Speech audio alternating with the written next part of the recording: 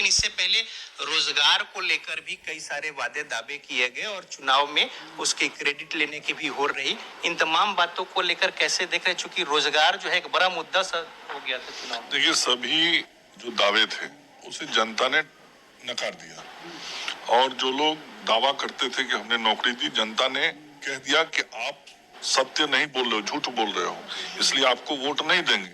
जिसने हमें नौकरी दी है हम उसको वोट देंगे। और एनडीए ने नीतीश कुमार जी के नेतृत्व में बिहार में नौकरी देने का काम किया, और आदरणीय नरेंद्र मोदी जी के नेतृत्व में देश में नौकरी देने का काम भारतीय जनता पार्टी और एनडीए ने किया है। ये जनता ने वोट देके बिहार की जनता ने बता दिया। और जो बड़े बड़े दावे तेजस्वी जी करते थे, तेजस्वी जी के सारे दावों को रिजेक्ट कर दिया बिहार की जनता ने। उनको वोट नहीं दिया, उनको सीटें नहीं मिली, और एक बार ऐसी स्थिति में लाके उनको खड़ा कर दिया। जो मीडिया से सुबह शाम इंटरेक्शन करते थे, बुला बुला के बात करते थे, आज मीडिया वाले लाइट बत्ती लेके खोज रहे हैं तो वो दिखाई नहीं पड़ रहे हैं, कहाँ दरवाजे में बंद हो गए हैं, इसलिए कि आज उनके पास जवाब नहीं है। हाँ, हम लोगों ने पहले भी नौकरी दी, और आज भी अपने वायदे हमें याद हैं, अपने कर्तव्य हमें समझ में आता है। नीतीश कुमार जी के नेतृत्व में एनडीए की 2020 में जब सरकार बनी, तो हम लोगों ने आत्मनिर्भर बिहार के जो संकल्प तैयार किए थे उसमें 10 लाख रोजगार और नौकरियां देने की बात हम लोगों ने की थी। 75-80% हम अपने लक्ष्य को प्राप्त कर चुके हैं।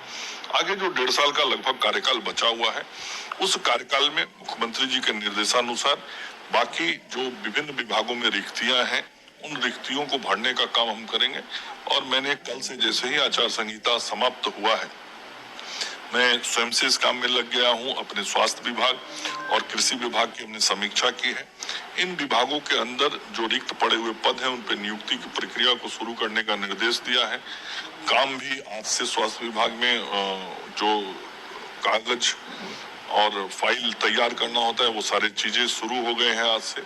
इसमें हम बड़ी संख्या में ANM, GNM, paramedical staff, general medical officer, specialist medical doctors, associate professors, ऐसी सारी जो नियुक्तियां हैं, चाहे एनएचएम के तहत बहुत सारी नियुक्तियां हैं, उन सारी नियुक्तियों को हम पूर्ण करने जा रहे हैं। उसी प्रकार से एग्रीकल्चर डिपार्टमेंट में भी विभिन्न कोटि के और विभिन्न संवर्ग के जो पद खाली पड़े हुए हैं, उन पदों को भरने हेतु प्रक्रियाओं को शुरू करने का निर्देश हमने दिया है। और मुख्यमंत्री जी ने सभी विभाग के मंत्रियों को ये निर्देश दिया है कि हम सभी कामों को शीघ्र करें। तो स्वास्थ्य विभाग और कृषि विभाग ने इस काम को शुरू कर दिया है। जल्द ही ये मूर्त रूप ले लेगा।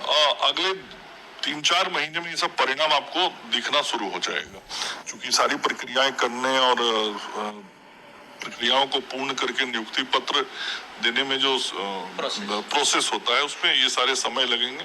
लेकिन बहुत तेजी के साथ ये सारा काम करेगा, और रोजगार और नौकरी देने का काम पहले भी एनडीए ने नीतीश कुमार जी के नेतृत्व में बिहार में किया है, नरेंद्र मोदी जी के नेतृत्व में देश में किया है।